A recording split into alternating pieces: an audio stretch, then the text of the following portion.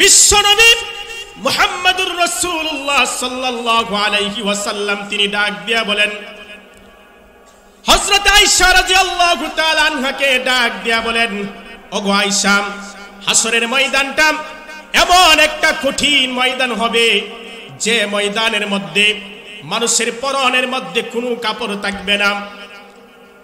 আল্লাহ নবী বিশ্ব নবী মুহাম্মদুর রাসূলুল্লাহ সাল্লাল্লাহু আলাইহি ওয়াসাল্লামের কথা শুনিয়া আম্মা জান হযরত আয়েশা রাদিয়াল্লাহু তাআলা আনহা ডাক দিয়া বলেন, ওগো নবীজি, আপনি যে বলেছেন হাসরের ময়দানে মানুষের পরনের মধ্যে কোনো কাপড় থাকবে না, ওগো নবীজি, মানুষের পরনের মধ্যে যেহেতু কাপড় থাকবে না আপনি বলেছেন, ওগো নবীজি, তাহলে কি এই হাসরের ময়দানে কোনো পর্দার বিধান কি থাকবে না?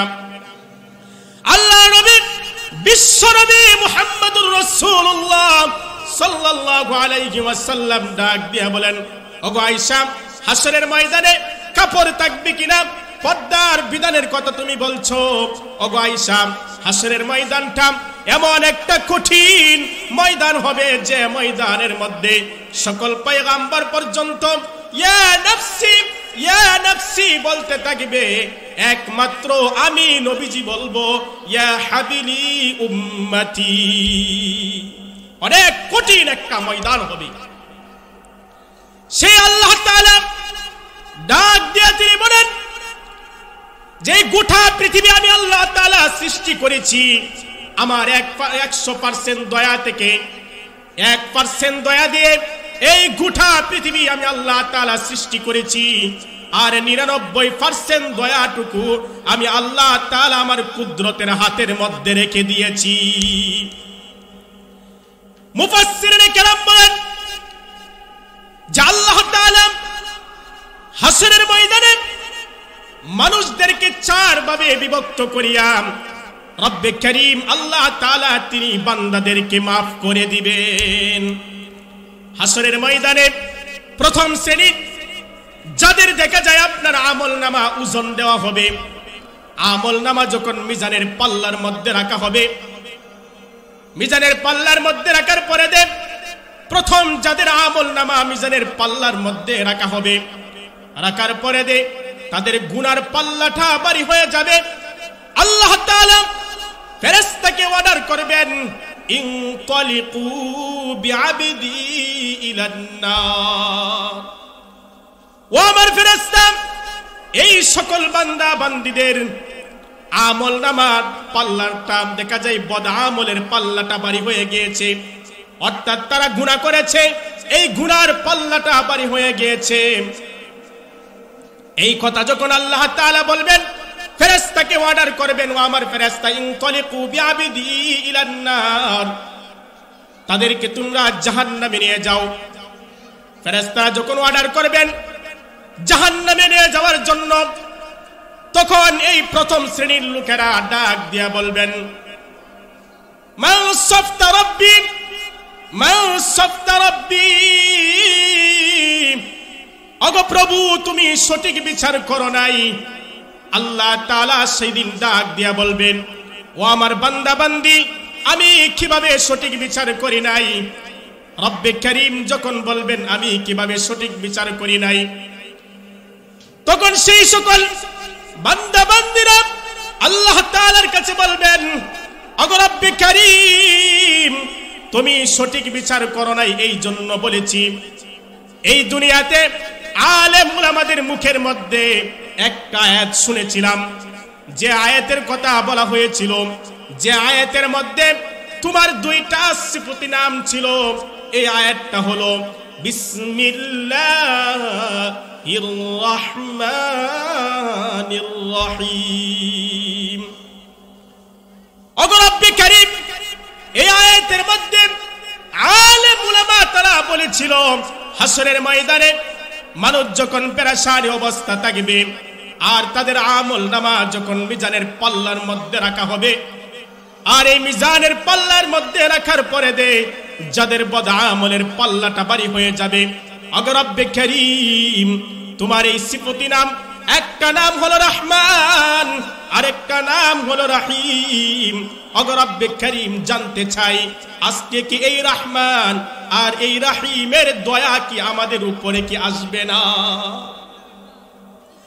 এই কথা যখন বলবেন রব্বে করিম, তিনি সঙ্গে সঙ্গে তিনি জানিয়ে দিবেন সাদাকাত আবিদি, সাদাকাত আবিদি।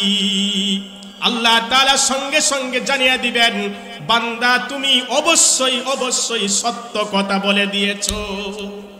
قل يا عبادي الذين أسرفوا على أنفسهم لا تقنطوا من رحمة الله إن الله يغفر الذنوب جميعا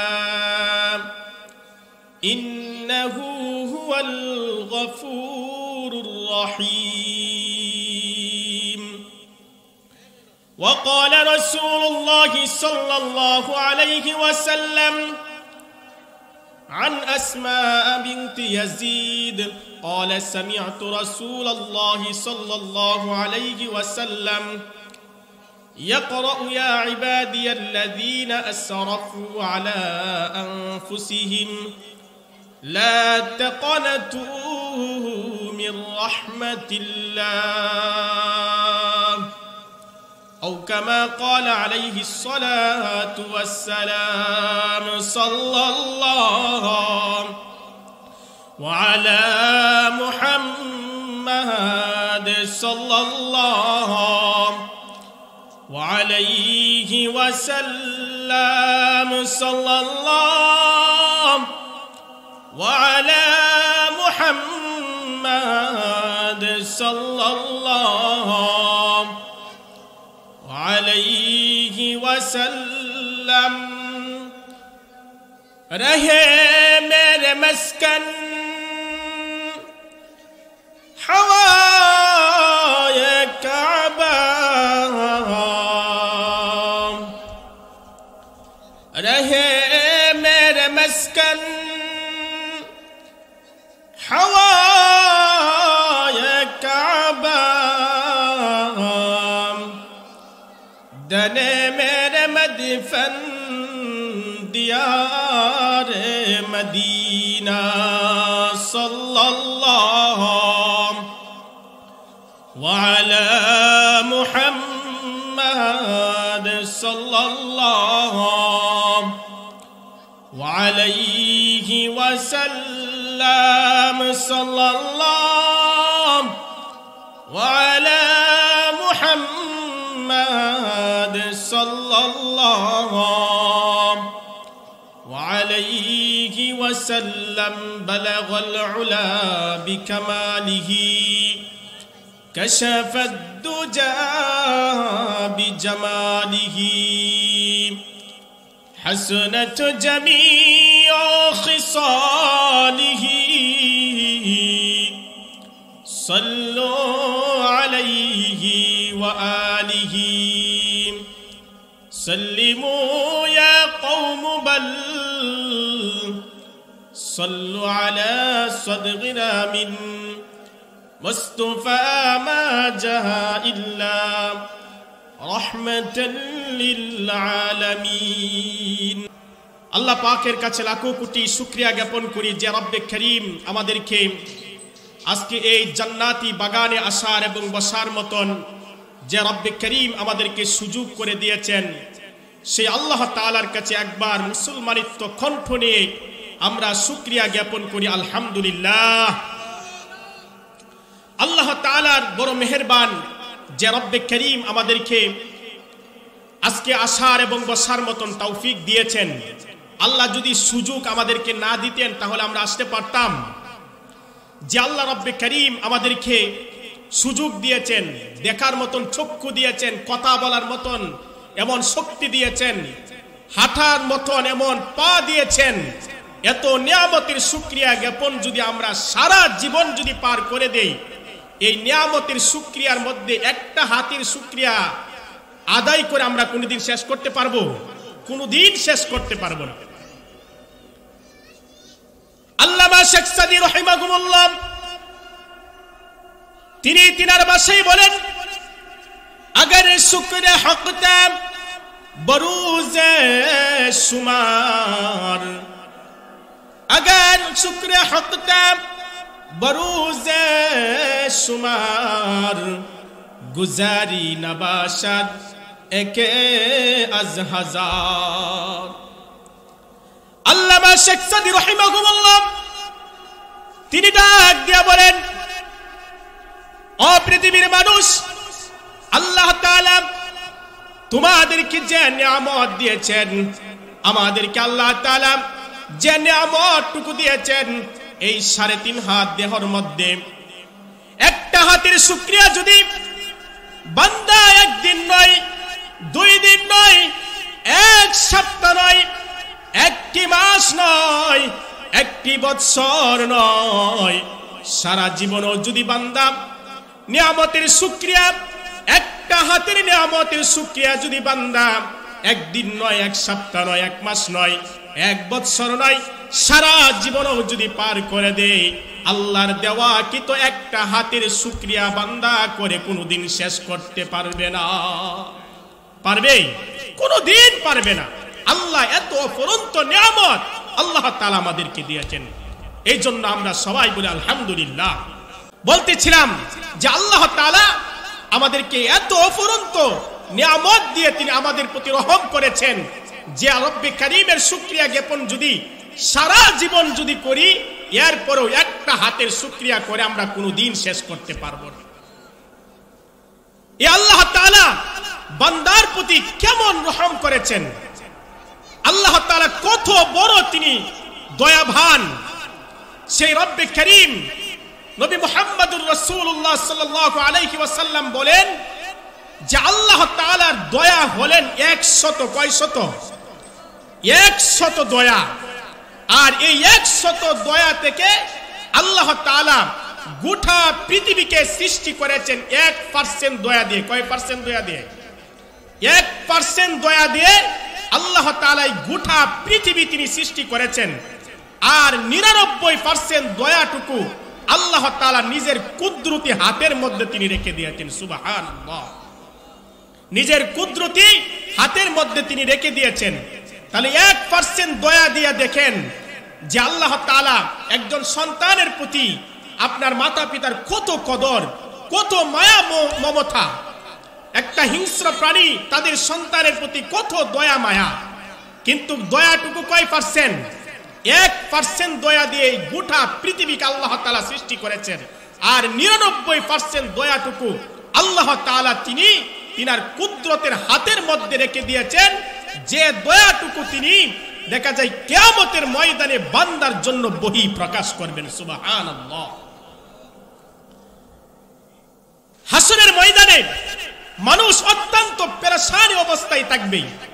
রব্বে কারীম জানিয়ে দিয়েছেন সেই হাসরের ময়দানে আল্লাহ তাআলা আপনার 4 ভাবে বিভক্ত করিয়া মানুষদেরকে দয়া দেখাবেন। কয় ভাবে? 4 ভাবে বিভক্ত করিয়া আল্লাহ তাআলা সেদিন তিনার দয়া প্রকাশটা তিনি দেখাইবেন। সুবহানাল্লাহ। হাসরের ময়দানটা এমন একটা কঠিন একটা ময়দান হবে যে ময়দানের মধ্যে মানুষ ইয়া নাফসি শব্দ ছাড়া অন্য কোন শব্দই আর থাকবে না। আল্লাহু আকবার। আল্লাহর নবী বিশ্ব নবী মুহাম্মদুর রাসূলুল্লাহ সাল্লাল্লাহু আলাইহি ওয়াসাল্লাম তিনি ডাক দিয়া বলেন, হযরত আয়েশা রাদিয়াল্লাহু তাআলা আনহাকে ডাক দিয়া বলেন, ওগো আয়েশা, হাসরের ময়দানটা এমন একটা কঠিন ময়দান হবে যে ময়দানের মধ্যে মানুষের পরনের মধ্যে কোনো কাপড় থাকবে না। আল্লাহ নবী বিশ্ব নবী মুহাম্মদুর রাসূলুল্লাহ সাল্লাল্লাহু আলাইহি ওয়াসাল্লামের কথা শুনিয়া আম্মা জান হযরত আয়েশা রাদিয়াল্লাহু তাআলা আনহা ডাক দিয়া বলেন, ওগো নবীজি, আপনি যে বলেছেন হাসরের ময়দানে মানুষের পরনের মধ্যে কোনো কাপড় থাকবে না, ওগো নবীজি, মানুষের পরনের মধ্যে যেহেতু কাপড় থাকবে না আপনি বলেছেন, ওগো নবীজি, তাহলে কি এই হাসরের ময়দানে কোনো পর্দার বিধান কি থাকবে না?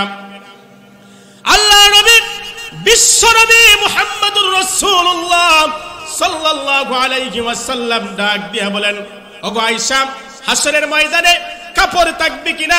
পর্দার বিধানের কথা তুমি বলছো।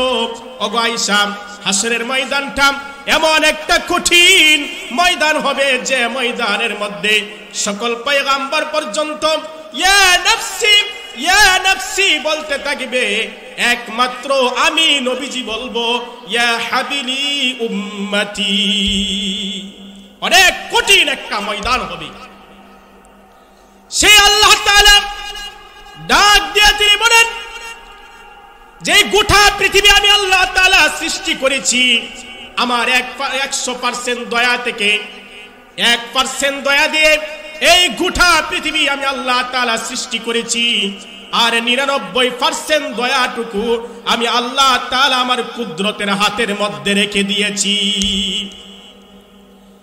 মুফাসসিরিনে কেরাম বলেন যে আল্লাহ তাআলা হাসরের ময়দানে মানুষদেরকে 4 ভাবে বিভক্ত করিয়া রব্বে করিম আল্লাহ তাআলা তিনি বান্দাদেরকে maaf করে দিবেন। হাসরের ময়দানে প্রথম শ্রেণী যাদের দেখা যায় আপনার আমলনামা ওজন দেওয়া হবে, আমলনামা যখন মিজানের পাল্লার মধ্যে রাখা হবে, মিজানের পাল্লার মধ্যে রাখার পরে প্রথম যাদের আমলনামা মিজানের পাল্লার মধ্যে রাখা হবে, রাখার পরে তাদের গুনার পাল্লাটা ভারী হয়ে যাবে। আল্লাহ তাআলা ফেরেশতাকে অর্ডার করবেন, ইনতালিকু বিআবদি ইলান নার। ও আমার ফেরেশতা, এই সকল বান্দা বান্দীদের আমলনামার পাল্লাটা দেখা যায় বদ আমলের পাল্লাটা ভারী হয়ে গিয়েছে, অর্থাৎ তারা গুনাহ করেছে, এই গুনার পাল্লাটা ভারী হয়ে গিয়েছে। এই কথা যখন আল্লাহ তাআলা বলবেন, ফেরেশতাকে অর্ডার করবেন, ও আমার ফেরেশতা, ইনতালিকু বিআবদি ইলান নার, তাদেরকে তোমরা জাহান্নামে নিয়ে যাও। ফেরেশতারা যখন অর্ডার করবেন জাহান্নামে নিয়ে যাওয়ার জন্য, তখন এই প্রথম শ্রেণীর লোকেরা ডাক দিয়া বলবেন, মান সাফতা রাব্বি মান সাফতা রাব্বি, ওগো প্রভু তুমি সঠিক বিচার করো নাই। আল্লাহ তাআলা সেদিন ডাক দিয়া বলবেন, ও আমার বান্দা বান্দি, আমি কিভাবে সঠিক বিচার করি নাই? রব্বে করিম যখন বলবেন আমি কিভাবে সঠিক বিচার করি নাই, তখন সেই সকল বান্দা বান্দিরা আল্লাহ তাআলার কাছে বলবেন, ওগো রব্বে করিম তুমি সঠিক বিচার করো নাই, এই জন্য বলেছি। এই দুনিয়াতে আলেম উলামাদের মুখের মধ্যে একটা আয়াত শুনেছিলাম, যে আয়াতের কথা বলা হয়েছিল, যে আয়াতের মধ্যে তোমার 2টা সিফতি নাম ছিল। এই আয়াতটা হলো বিসমিল্লাহির রহমানির রহিম। ওগো রব্বে করিম, এই আয়াতের মধ্যে আলেম উলামা তারা বলেছিল হাসরের ময়দানে মানুষ যখন পেরেশানি অবস্থা থাকবে আর তাদের আমলনামা যখন মিজানের পাল্লার মধ্যে রাখা হবে, আর এই মিজানের পাল্লার মধ্যে রাখার পরে যাদের বদ আমলের পাল্লাটা ভারী হয়ে যাবে, ওগো রব্বে করিম তোমার এই সিফতি নাম, একটা নাম হলো রহমান, আরেকটা নাম হলো রহিম। ওগো রব্বে করিম জানতে চাই আজকে কি এই রহমান আর এই রহিমের দয়া কি আমাদের উপরে কি আসবে না? এই কথা যখন বলবেন রব্বে করিম তিনি সঙ্গে সঙ্গে তিনি জানিয়ে দিবেন, সাদাকাত আবিদি সাদাকাত আবিদি। আল্লাহ তাআলা সঙ্গে সঙ্গে জানিয়ে দিবেন, বান্দা তুমি অবশ্যই অবশ্যই সত্য কথা বলে দিয়েছো। এই কথা বলার সঙ্গে সঙ্গে আল্লাহ তাআলা সঙ্গে সঙ্গে ফেরেশতাদের আবার অর্ডার করবেন, ইনতালিকু বিআবদি ইলাল জান্নাহ। ও আমার ফেরেশতা, ওই সকল বান্দা বান্দি সাদাকাতা আবিদি সাদাকাতা আবিদি, অবশ্যই অবশ্যই তারা সত্য কথা বলে দিয়েছে, এই জন্য তাদেরকে জাহান্নামের অর্ডার দেওয়া হয়েছিল, জান্নাত জাহান্নামে না দিয়ে তাদেরকে চিরতরের জন্য জান্নাতে প্রবেশ করিয়া দাও। সুবহানাল্লাহ। দ্বিতীয় শ্রেণীর লোকদেরকে দুইজন লোক আসবেন, আর এই দুইজনের আপনার সারা জীবনের আমলের ওজন দেওয়া হবে মিজানের পাল্লার মধ্যে। দুজনের লোকেই বদ আমলের পাল্লাটা ভারী হয়ে যাবে। আল্লাহ তাআলা ফেরেশতাকে অর্ডার করবেন, ইনতালিকু বিআবিদি ইলান নার। ও আমার ফেরেশতা, ওই যে দুইজন বান্দা তাদের বদ আমলের পাল্লাটা ভারী হয়ে গিয়েছে, এই জন্য তাদেরকে জাহান্নামের মধ্যে প্রবেশ করিয়া দাও। যখন জাহান্নামের অর্ডার হয়ে যাবে, জাহান্নামের অর্ডার হয়ে যাওয়ার সঙ্গে সঙ্গে এই দুজনেই লোকে আপনার জাহান্নামের দিকে দৌড় দিবে। দুজনের লোকে জাহান্নামের দিকে দৌড় দিবে। একজন বেপরোয়ার বাপ হয়ে তিনি জাহান্নামের দিকে দৌড় দিবেন, আরেকজন জাহান্নামের দিকেও দৌড় দিবে, আবার আল্লাহ তাআলার দিকেও পিছনে পিছনে ফিরে ফিরে চাইবে। আল্লাহ তাআলা ডাক দিয়ে ফেরেশতাকে বলবেন, ও আমার ফেরেশতা, দুজন বান্দাকে আবার তুমি ডাক দাও। আবার দুজন বান্দাকে ডাক দেওয়া হবে।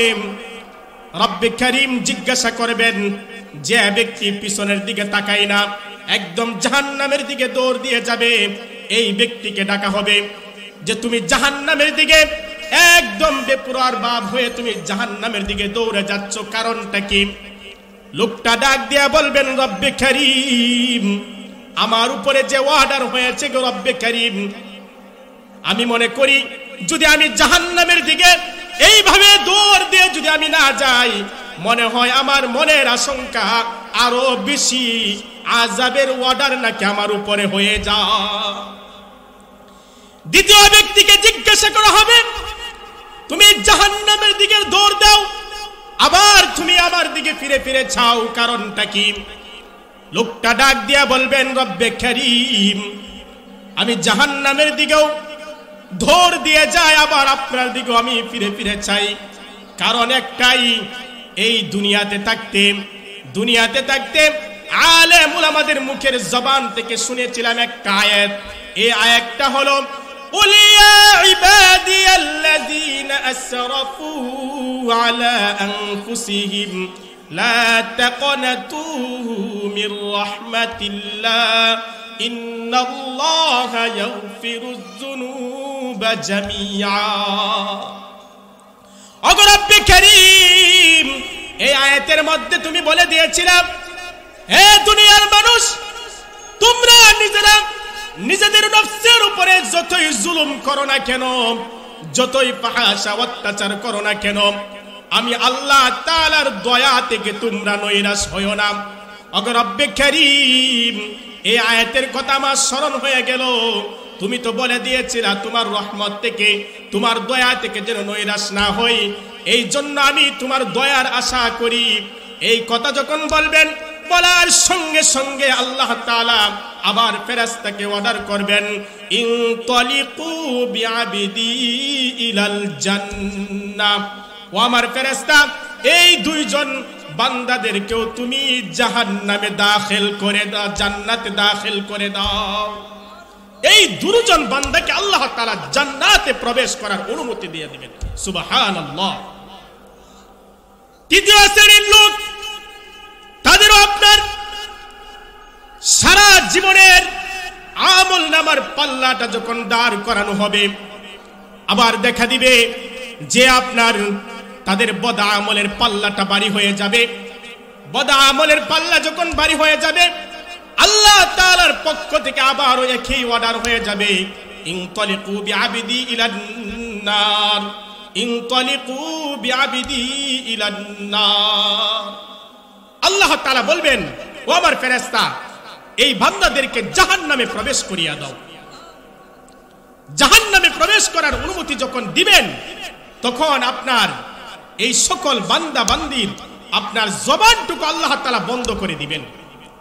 জবান বন্ধ করে দিবেন। তাদেরকে জিজ্ঞাসা করা হবে যে তোমরা কি পাপ কাজ করেছিলে? এইভাবে যখন জিজ্ঞাসা করা হবে, তাদের অঙ্গ প্রত্যঙ্গ যা কিছু আছে সব কিছু এই সকল বান্দা বান্দির বিরুদ্ধে চলে যাবে। আমার যদি আপনার অঙ্গ প্রত্যঙ্গ সব কিছু যদি আপনার দেখা যায় আমার বিরুদ্ধে চলে যায়, তাহলে এই জবানটুকু যদি বন্ধ করে দেয়, তাহলে আমার কোনো শক্তি আছে যে আমার এই মুখের শক্তি দিয়ে আল্লাহ তাআলার সাথে আমি কথা বলবো? কোনো শক্তি আছে? একদিন এই অঙ্গ প্রত্যঙ্গ যাকে নিয়ে আপনার দেখা যায় সুসজ্জিত করি, রং তামাশা করি, এটা নিয়ে খেলনা করি, এই অঙ্গ প্রত্যঙ্গ একদিন আপনা আমার বিরুদ্ধে চলে যাবে। আল্লাহু আকবার। যখন আপনার এই অঙ্গ প্রত্যঙ্গ বিরুদ্ধে চলে যাবে, সে আল্লাহ তাআলা কাছে এই লোকটা বলে দেবে, রব্বে কারীম, তুমি তো দেখা যায় বলেছিলা যে সকল বান্দা বান্দি গরিব তাদের পক্ষে তুমি থাকবা। ওগো আল্লাহ তাআলা, এই হাসরের ময়দানে আমার মতন অসহায় এমন ফকির আর কেউ নাই, এই জন্য তোমার দয়ার আশা একমাত্র আমি করি। আল্লাহ তাআলা ডাক দিয়ে বলবেন,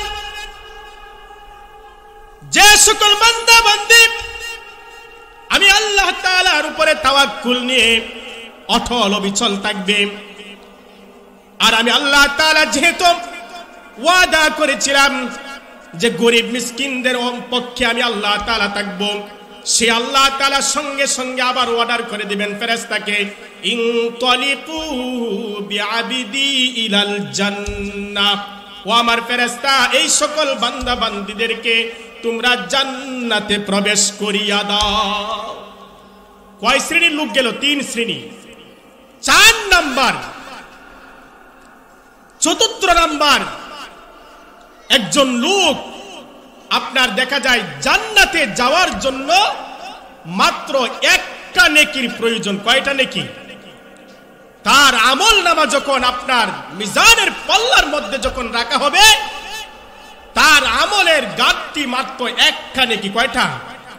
একটা নেকি হইলেই জান্নাতে চলে যাইতে পারবে, নচেত জান্নাতে যাওয়ার কোনো সুযোগ নাই। আল্লাহু আকবার।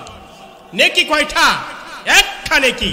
দুনিয়ার সিস্টেম নয় যে টাকা দিয়ে নেকি কিনবেন, সেই জায়গাতে একমাত্র আমল যার ভালো হবে সেই জান্নাতে যাইতে পারবে। আল্লাহু আকবার। লোকটার আমল নামা যখন মিজানের পাল্লার মধ্যে যখন দাঁড় করানো হবে, লোকটা একটা নেকির কারণে আপনার দেখা যায় জান্নাতে যাইতে পারবে না। আল্লাহ তাআলা অর্ডার করে দিবেন, ইনতালিকু বিআবদি ইলান নার, ও আমার ফেরেশতা এই ব্যক্তিকে জাহান্নামে তুমি প্রবেশ করিয়া দাও। এই ব্যক্তি ডাক দিয়ে বলবেন, ওগো রব্বে কারীম, তোমার কাছে একবারের জন্য সুযোগ চাই। সেই সুযোগটা হলো, ওগো আল্লাহ তাআলা, আমার তো একটা নেকির প্রয়োজন, আমাকে যদি তুমি হাসরের ময়দানে কিছুক্ষণ সময়ের জন্য অনুমতি দিতাম। আমার মনের আশঙ্কা যে হাসরের ময়দানে আমার অনেক নিকটতম আত্মীয় স্বজন আছে, মাতা পিতা আছে, তাদের কাছে গেলে মনে হয় আমি একটা নেকি অর্জন করতে পারবো। রব্বে কারীম ডাক দিয়ে বলবেন, ও আমার বান্দা, তোমার মনে যদি এমন আশঙ্কা হয় তাহলে যাও, তোমাকে সময় দেওয়া হলো, তুমি নেকি নিয়ে আসো। কত কঠিন সময় যাবে সেই। আল্লাহ তাআলা তিনার কোরআনে কারীমের মধ্যে তিনি বলেন, ইয়াউমা ইয়াফিরুল মারউ মিন আখিহি ওয়া উম্মিহি ওয়া আবিহি ওয়া সাহিবাতিহি ওয়া বানি। যে লোকটার মাত্র একটা নেকির প্রয়োজন, এই লোকটা সর্বপ্রথম তার মাতা পিতার কাছে যাবে, গিয়া বলবে, তার পিতার কাছে যাবে, গিয়া বলবে, ও আমার আব্বাজান, হাসরের ময়দানে একটা নেকির কারণে আমি জান্নাতে যাইতে পারি না। দুনিয়াতে থাকতে কত আদর স্নেহ কত মমতা দিয়ে তুমি লালন পালন করেছো, আমাকে একটা নেকি দিয়ে তুমি আমাকে সাহায্য করো। পিতা বলবে, আমি তো দুনিয়াতে বিবাহ শাদী করি না, তোমাকে আবার নেকি দিয়ে কিভাবে সাহায্য করব? কত কঠিন ময়দান হবে, অনেক কঠিন ময়দান হবে। লোকটা ছুটাছুটি করিয়া সকল নিকটতম মানুষদের কাছে যাবে, কিন্তু কোনো নেকি আনতে পারবে না। আত্মীয় স্বজনের কাছে ছুটাছুটি করে যাবে, কিন্তু দেখা যায় কোনো আপনার দেখা যায় নেকি অর্জন করতে পারবে না, আনতে পারবে না। হাসরের ময়দানে লোকটা ছুটাছুটি করতে থাকবে, এমনি সময়ে একজন লোকের সাথে তার সাক্ষাৎ হয়ে যাবে, যে লোকটা তার সারা জীবনের আমলের মধ্যে নেকির মধ্যে মাত্র একটা নেকি অর্জন করেছে। কয়টা নেকি? একটা নেকি দিয়ে কি জান্নাতে যাইতে পারবে? মাত্র একটা নেকি হইলে এই লোক জান্নাতে যাইতে পারে। আর এই লোকের নেকি কয়টা? একটা। লোকটা গিয়ে বলবেন, ভাই আমার সারা জীবনের আমল মিজানের পাল্লার মধ্যে রাখা হয়েছে, কিন্তু একটা নেকির কারণে আমি জান্নাতে যাইতে পারি না। ভাই তোমার কাছে একটা নেকি চাই। এই লোকটা চিন্তা করে দেখবে, তার সারা আমল করে সারা নেকি অর্জন করেছে, মাত্র একটা নেকির কারণে জান্নাতে যাইতে পারে না। যে লোক একটা নেকির কারণে জান্নাতে যাইতে পারে না, তাহলে আমি একটা নেকি দিয়ে কিভাবে জান্নাতের আশা করব? এই জন্য এই লোকটা তার একটা নেকি এই ব্যক্তিকে দিয়ে দিবে। এই ব্যক্তি যখন একটা নেকি নিয়ে আনন্দের চিত্রে আল্লাহ তাআলার সামনে হাজির হয়ে যাবেন, আল্লাহ তাআলার কাছে গিয়া বলবেন, রব্বে কারীম, একটা নেকির জন্য জান্নাতে যাওয়ার অনুমতি তোমার কাছ থেকে পাই নাই। ওগো রব্বে কারীম, একটা নেকি আমি নিয়ে এসেছি, ওগো আল্লাহ তাআলা আমাকে তুমি জান্নাত দিয়ে দাও। আল্লাহ তাআলা ডাক দিয়ে বলবেন, ও আমার বান্দা, তুমি একটা নেকি কোন জায়গা থেকে নিয়ে এসেছো? রব্বে কারীম যখন এই কথা বলবেন, বলার সঙ্গে সঙ্গে এই লোকটা বলে দিবে, ওগো রব্বে কারীম, হাসরের ময়দানে মাতা পিতার কাছে গিয়েছিলাম, তারাও দেখা যায় অস্বীকার করে, আমাকে পরিচয়হীন বলে। দেখা যায় নিকটতম ভাইয়ের কাছে চলে গিয়েছিলাম, তারাও আমাকে নেকি দিয়ে সাহায্য করে না।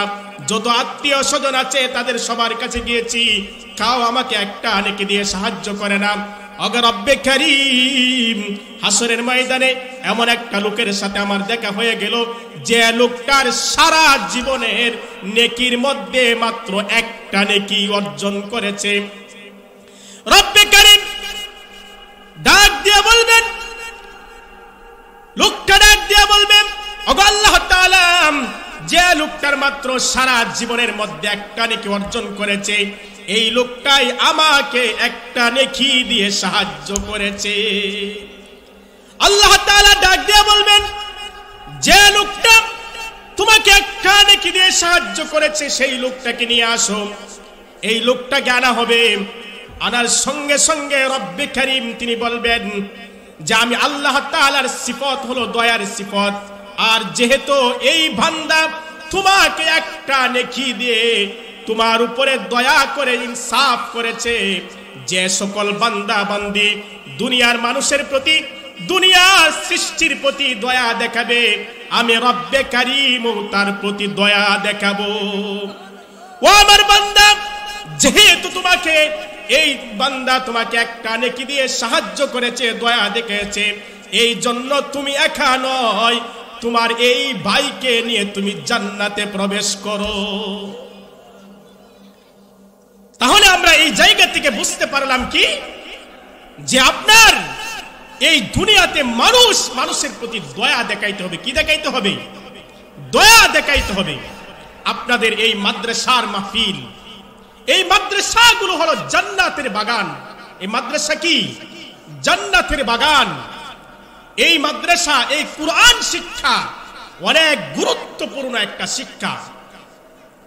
আল্লাহ নবী, বিশ্ব নবী মুহাম্মদুর রাসূলুল্লাহ সাল্লাল্লাহু আলাইহি ওয়াসাল্লাম তিনি বলেন, খায়রুকুম মান তাআল্লামাল কুরআন ওয়া আল্লামা।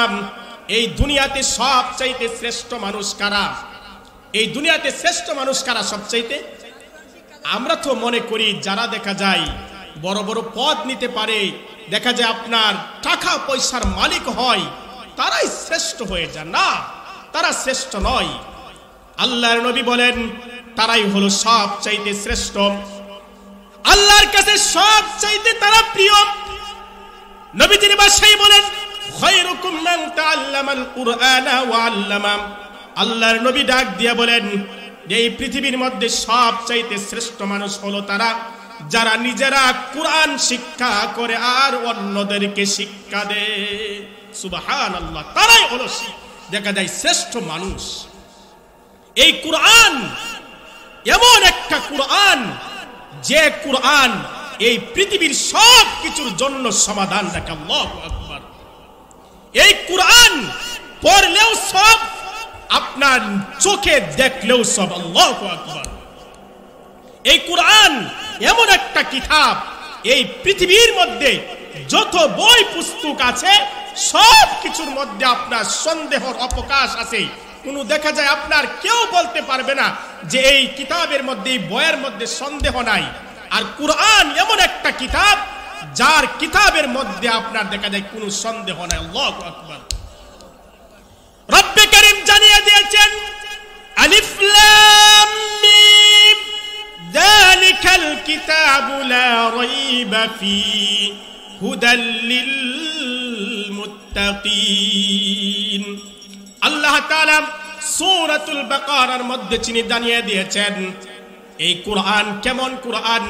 আল্লাহ তাআলা চ্যালেঞ্জ দিয়ে তিনি বলেছেন যালিকাল কিতাবু লা রাইবা ফি। এই কুরআন এমন একটা কিতাব যে কিতাবের মধ্যে কোনো ভুলের অবকাশ, কোনো সন্দেহ নাই। শুধু রয়েছে যালিকাল কিতাবু লা রাইবা ফি হুদাল লিল মুত্তাকিন। আর মুত্তাকিনদের জন্য রয়েছে হেদায়েতের পথ। সুবহানাল্লাহ। হেদায়েতের মাধ্যম রয়েছে এই কুরআনের মধ্যে। একটা অক্ষর যদি পড়েন, আল্লাহ তাআলা একটা অক্ষর পড়ার বদলতে আপনি আমার আমল নামার মধ্যে 10টা নেকি লিখে দিবেন। সুবহানাল্লাহ। সূরাতুল বাকারার মধ্যে আল্লাহ তাআলা বলেছেন আলিফ লাম মিম। আলিফ লাম মিম একটা শব্দ আল্লাহ তাআলা জানিয়ে দিয়েছেন। আমি আল্লাহ তাআলা নেকির দিক দিয়ে একটা শব্দকে বলি নাই। আলিফ হলো একটা অক্ষর, লাম আরেকটা অক্ষর, মিম আরেকটা অক্ষর। কোন বান্দা এবং বান্দি যদি আলিফ লাম মিম এই শব্দটা যদি তেলাওয়াত করে, আমি আল্লাহ তাআলা তার আমল নামার মধ্যে 30টা নেকি লিখে দিব। কয়টা নেকি লিখে দিবেন? 30টা নেকি লিখে দিবেন। এই কুরআন আপনি আমার দেখা যায় মৃত্যুর পরে দেয়, কবরের মধ্যেও দেখা যায় কুরআন আমাদের সঙ্গী হয়ে থাকবে। সুবহানাল্লাহ। একটা মানুষকে যখন আপনার কবরের মধ্যে রাখা হয়, রাখার পরে দেয় তার কয়েকটা আমল তার সঙ্গী হয়ে দাঁড়িয়ে যায়। এর মধ্যে একটা হলো কুরআন। একটা কি? কুরআন। কুরআন এমন একটা কিতাব, একটা মানুষের যখন মৃত্যু হয়ে যায়, আর মৃত্যু হয়ে যাওয়ার পরে তার প্রথম ঘাঁটি হলো দেখা যায় কবরস্থান। তার প্রথম ঘাঁটি কি? কবর। মানুষটা যদি দুনিয়াতে কুরআনের পক্ষে থাকে, কুরআনের যদি সম্মান করে, ইজ্জত করে, রব্বে কারীম তিনি জানিয়ে দিয়েছেন এই কুরআন মৃত্যুর পরে তার মাথার শিওরে বসে যাবে। মুনকার নাকির যখন আসবে আর প্রশ্ন করবে মার রব্বুকা ওয়া মা দীনুকা ওয়া মান নাবিয়ুকা।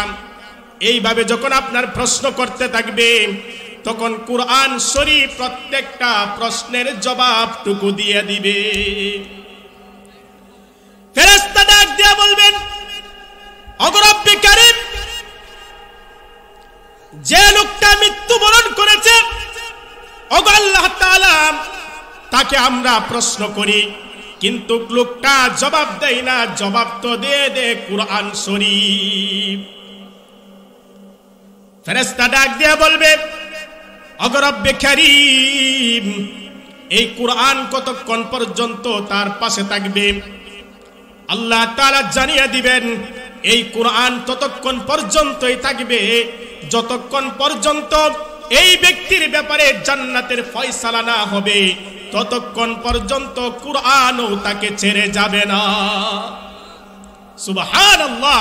কুরআনের বন্ধু যদি আমরা হইতে পারি, এই কুরআন আমার আপনার বন্ধু হয়ে যাবে। সুবহানাল্লাহ। বলতেছিলাম এই কুরআন শরীফ পড়লেও সব, আপনার দেখা যায় চোখে দেখলেও সওয়াব। আপনার এই কোরআনের উপরে হাত যদি বুলিয়ে দেন, এটাও আপনি আমার জন্য নাজাতের ফয়সালা হয়ে যাবে। সুবহানাল্লাহ। এই কোরআনের শিক্ষাই দেওয়া হয় এই আশরাফুল উলুম বট্টিহাটা মাদ্রাসার মধ্যে। একটা লোক ছিল, হিন্দুস্তানের একটা লোক, হিন্দুস্তানের আপনার যে লোক আপনার দেখা যায় সদা সর্বদা আপনার দেখা যায় কোরআন শরীফ হাত দিয়ে বা বুলায়া যাইতেন, যে কোরআন শরীফ পড়লেও সওয়াব, দেখলেও সওয়াব। এই বিষয়টা আল্লাহ তাআলা যদি অন্য সময় যদি হায়াতে তৈয়বা দান করে অবশ্যই আসবো, বলবো। যেহেতু হযরত চলে আসেছে, পরবর্তী সময় কথা হবে।